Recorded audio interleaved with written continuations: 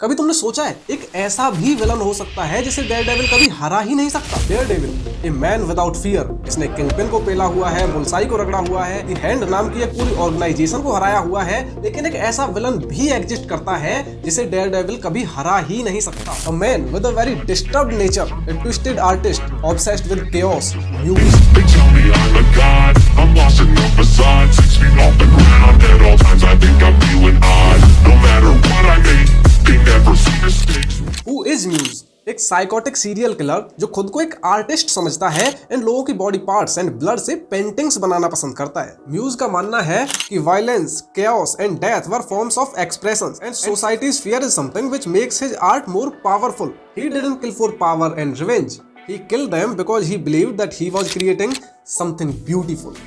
इसके भी ऊपर से he has superhuman strength, agility and super speed, जिसकी वजह से तुम इसे नॉर्मल आइज से कभी ट्रैक ही नहीं कर सकते। अब तुम बोलोगे कि भाई डेयरडेविल डजंट नीड आइज, वो तो चीजों को अपनी मूवमेंट से ही सेंस कर सकता है। पर तुम समझने की कोशिश करो, यही तो सबसे बड़ी प्रॉब्लम है। म्यूज की सबसे बड़ी खासियत ही ये है कि रडार सेंस उसे कभी सेंस ही नहीं कर सकता। तो फिर मैट उसे कैसे हराएगा?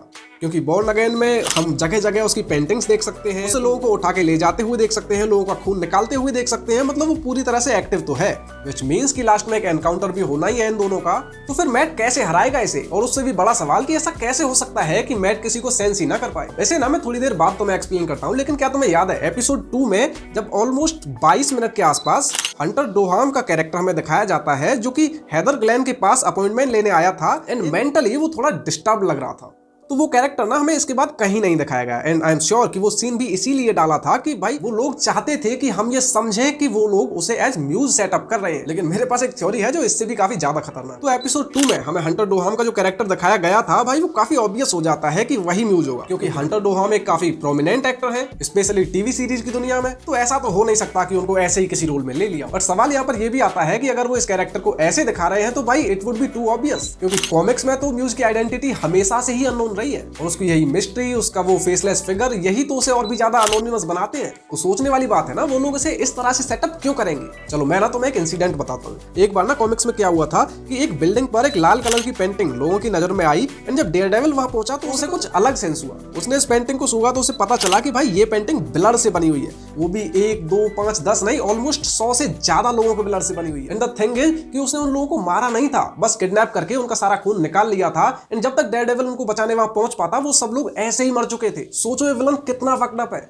और सुनो, इसके भी कुछ टाइम बाद जब डेयरडेविल इसे अच्छे से इन्वेस्टिगेट करना स्टार्ट करता है, तो मैट इसके एक और पीस ऑफ आर्ट को देखता है और पता है वो क्या था? 6 डेड बॉडी जिनको इस तरह से इन पोजीशंस में रखा गया था जैसे वो लोग अपने एवरीडे टास्क्स कर रहे हो। एंड उसके लिए that was his piece of art. इस बंदे का ना कोई क्लियर मोटिव है, ना कोई पैटर्न है, ना कोई एंड गोल है जैसे मैट प्रेडिक्ट कर पाए। He is just a artist with a little twisted artistic vision. यूज एक बार कोट करता है कि art must be seen, art must be felt, and what can be a better way to make them feel than to paint it with life itself.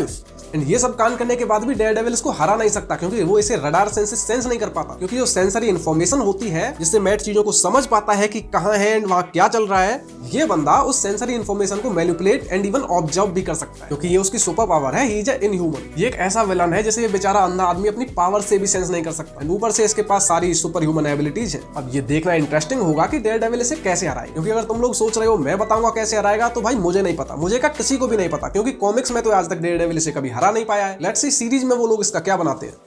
अब तुम्हें अगर Daredevil born again के एपिसोड 4 का मेरा review and breakdown जानना है तो फिर तुम मेरी ये वाली वीडियो चेकआउट कर लेना।